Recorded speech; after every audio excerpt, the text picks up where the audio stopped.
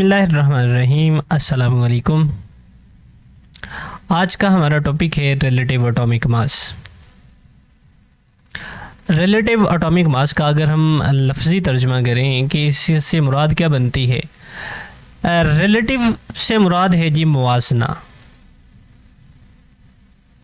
यानी किसी चीज़ को कंपेयर करना, मुवाजना करना, ये है जी रिलेटिव। और एटॉमिक मास से मुराद है जी एटम का मास, यानी हम एटम का मास किस ज़रिए से निकालेंगे, हम निकालेंगे बाय कंपैरिजन मेथड। जैसे कि हम जितने भी मास मालूम करते हैं बाय कंपैरिजन ही करते हैं। जैसे कि हमने अक्सर दुकान से कोई चीज़ लेने जाएं तो दुकानदार के पास जो है वो एक अदद जो है वो तराजू मौजूद होता है। अब उस तराजू के दो पलड़े होते हैं। मिसाल के तौर पर अब ये दो पलड़े हैं, इस वाले पलड़े के ऊपर उसने कोई वेट रखा हुआ है। अब हम फॉर एग्जांपल हम चीनी लेने गए, हमने दुकानदार को कहा जी कि 1 केजी हमें चीनी दे दे। अब दुकानदार क्या करेगा जी कि इसके एक पलड़े के ऊपर 1 केजी का जो वेट है वो रख देगा, और दूसरे पलड़े के ऊपर जो भी चीज़ हम लेने गए हैं, जैसे कि मैंने कहा हम चीनी लेने गए हैं, सो दूसरे पलड़े के ऊपर यहाँ पर जो है वो चीनी रखेगा। अब जब इन दोनों पलड़ों के जो है वो दोनों जो है वो बराबर हो जाएंगे, सो इससे मुराद ये होगी कि ये वाला जो हमारे पास अब मास आया है ये 1 केजी आया है। सो हम 1 किलोग्राम वो चीज़ लेंगे और अपने घर की तरफ जो है वो लौट जाएंगे। अब यहाँ पर कोई बंदा सवाल दुकानदार से नहीं पूछ सकता या नहीं पूछता कि भाई मैंने तो आपको 1 किलोग्राम वज़न का कहा, आपने जो ये वेट रखा है ये कैसे 1 किलोग्राम का है, या मैं कैसे समझ लूँ जी कि ये है ही 1 किलोग्राम का। सो वहाँ पर जितने भी लोग मौजूद होंगे वो इस सवाल पूछने वाले को क्या कंसिडर करेंगे, ये बंदा पागल है यार। जब ऊपर आपको लिखा हुआ नज़र नहीं आ रहा कि ये किलोग्राम है, या आपको इसका जो साइज़ है वो आपको नहीं बता रहा कि ये 1 किलोग्राम का है, सो इट्स मीन कि वो एक स्टैंडर्ड चीज़ है जी जिसके ज़रिए हम वो मास जो है वो लेने जाते हैं। अब अगर हम यही चीज़ जो है वो सुनार से सोना लेने के लिए चले जाएं, अब सुनार के पास तो ऐसे तराजू भी नहीं होते जैसे कि आम दुकानदारों के पास होते हैं, और ऐसे वेट भी नहीं होते जैसे कि आम दुकानदारों के पास होते हैं। सो इसके मुराद ये हुई कि अब सोने की को पमाइश करने के लिए तराजू और उसके लिहाज से जो उसके वेट हैं वो चेंज हो जाएंगे। क्यों? क्योंकि सोने को हमने कम क्वांटिटी के अंदर तोलना है, यानी उसको 1 किलोग्राम या 2 किलोग्राम के अंदर उसकी हमने जो है वो पमाइश नहीं करनी। हमने उसकी पमाइश करनी है जी तो 1 तोला के अंदर या 2 तोला के अंदर, या इसी तरह से तोलों के अंदर जो है वो उसको मापना है। सो इट्स मीन वो पमाइश जो है वो छोटी है, सो उसके लिए उसके वेट या उसका तराजू जो है वो किसी और किस्म का होगा। सो इसी तरह अगर हम एटम की बात करें, सो एटम के बारे में हम ये कहते हैं कि atom is extremely small particle. Extremely small particle.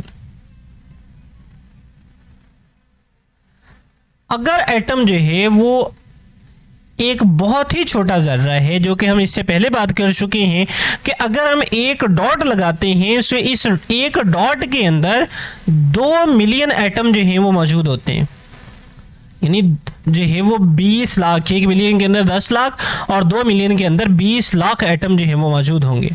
सो इसके इस छोटे से डॉट के अंदर इतने ज़्यादा एटम, और फिर इस एटम की पमाइश यानी इसका मास निकालना, सो इसका मतलब है जो हम आम तराजू इस्तेमाल कर रहे हैं, चाहे वो सुनार कर रहा है, चाहे दुकानदार वो तराजू इस्तेमाल कर रहा है, सो उसके ज़रिए इसकी पमाइश नहीं की जा सकती, या उन वेट के ज़रिए इसकी पमाइश नहीं की जा सकती।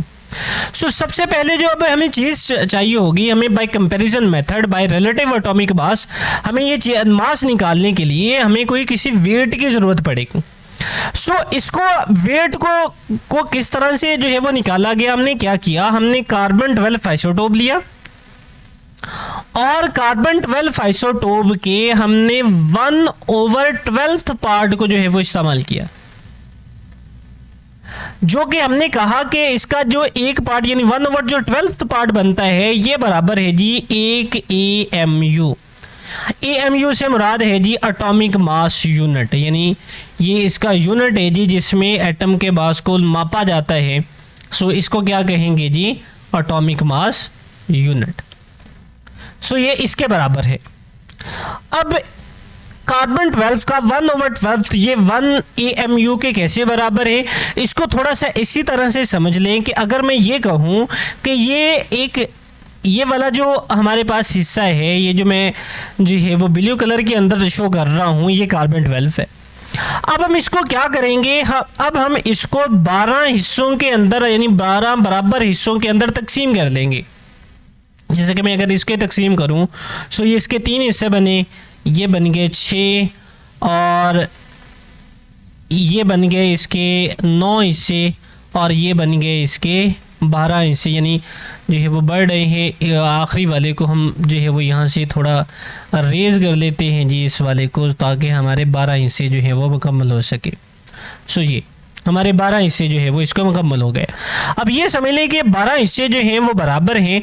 सो अब यहाँ पर जो एक हिस्सा होगा जी वो 1 AMU का होगा, यानी हमने कोई भी मास लिया, कोई भी चीज़ ली, उसको 12 बराबर हिस्सों में तकसीम करें। सो वहाँ से हमने एक हिस्सा उठा लिया। सो वो किसके बराबर होगा जी, वो बराबर है जी 1 AMU के। अब ये वाला 1 AMU इसको हम जो है वो वेट समझ लें। अब हमने किसी भी चीज़ का अगर मास निकालना है, किसी भी एटम का मास निकालना है, तो तराजू के एक पलड़े के ऊपर ये वाला जो है वो 1 AMU वाला यानी जो हमने 1/12 पार्ट लिया है ये रखेंगे और दूसरी साइड के ऊपर उस एटम को रखेंगे जो इस भी एटम का हम मास जो है वो मालूम करना चाहते हैं। सो इस तरह से उनको तराजू के ज़रिए तोल कर जो है वो इसका मास जो है वो निकाला जाएगा। सो इसको हम कहते हैं जी रिलेटिव एटॉमिक मास, यानी मुआवजना करके उसका मास जो है वो निकालना। अब इसी की डेफिनेशन जो है वो देख लें कि रिलेटिव एटॉमिक मास को हम डिफाइन किस तरह से करेंगे। पेज को थोड़ा जो है वो हम ऊपर की तरफ ले जाते हैं जी, यहाँ पर पेज को ले जाते हैं। जैसा कि यहाँ पर जो है वो डिफाइन इसको किया गया है, relative atomic mass is the mass of atom of an element, यानी किसी भी एलिमेंट के एटम का mass as compare to the, इसको कंपेयर किया गया है किसके साथ, to the mass of atom of the carbon taken as 12, यानी कार्बन 12 के कंपैरिजन के साथ। और इसका कार्बन 12 का कौन सा हिस्सा हम इस्तेमाल कर रहे हैं जी, कार्बन 12 का 1/12 पार्ट जो है वो हम इसको इस्तेमाल कर रहे हैं, जिसको हम कह रहे हैं जी कि ये एटॉमिक मास यूनिट है, यानी ये 1 AMU के बराबर है। इसी से कंपैरिजन करके जैसा कि अगर मैं ये कहूँ कि हाइड्रोजन का मास जो है ये निकाला गया है, ये है जी 1.008। इसी तरह से अगर हम नाइट्रोजन की बात करें तो नाइट्रोजन का एटॉमिक मास है जी 14 AMU। इसी तरह इसकी यूनिट भी साथ लिख लेते हैं जी, ये भी हमारे पास AMU के अंदर है। सो इस तरह से इनका बाय कंपैरिजन मेथड जो है ये मास निकाला गया है। अब एक टेबल देख लेते हैं जी, इसमें कुछ एलिमेंट के एटॉमिक मासेस जो है वो लिखे गए हैं। जैसे कि अगर हम इस वाले टेबल में देखें तो हाइड्रोजन है, हाइड्रोजन का एटॉमिक मास जो है यहाँ पर ये 1.008 है। ऑक्सीजन का 15.9994 है, या एक्यूरेटली हम इसको कहते हैं जी 16 AMU। इसी तरह से नियॉन है, इसका 20.17 है। क्लोरीन है 35.453 है, या हम इसको जो है वो 35.5 जो है वो कंसिडर करते हैं। इसी तरह से कॉपर है, ये 63.546 है जी, इसको 63.5 कहा जाता है। यूरेनियम है 238.0298 और इसको जो है वो हम एक्यूरेटली जो है वो 238 जो है वो हम कंसिडर करते हैं, यानी जो हम मोस्टली जो है वो इस्तेमाल करते हैं। सो ये था जी आज का हमारा टॉपिक, जिसमें हमने ये देखा कि रिलेटिव एटॉमिक मास है क्या और रिलेटिव एटॉमिक मास के ज़रिए एटम्स का मास जो है वो किस तरह से कैलकुलेट किया जाता है। सो इससे रिलेटेड अगर आपका कोई भी सवाल है तो कमेंट बॉक्स में हमें ज़रूर बताएं। इंशाल्लाह एज़ सून एज़ पॉसिबल जो है वो हम आपको इसके क्वेश्चन का आंसर जो है वो ज़रूर देंगे। और अभी तक अगर आप लोगों ने हमारा चैनल सब्सक्राइब नहीं किया तो हमारा चैनल जो है वो सब्सक्राइब भी करें और इसको ज़्यादा से ज़्यादा लोगों तक जो है वो शेयर भी करें, ताकि ज़्यादा से ज़्यादा जो स्टूडेंट हैं वो इससे मुस्तफ़ीद हो सके। सो इसके साथ हमें इजाज़त दें। अल्लाह हाफिज़।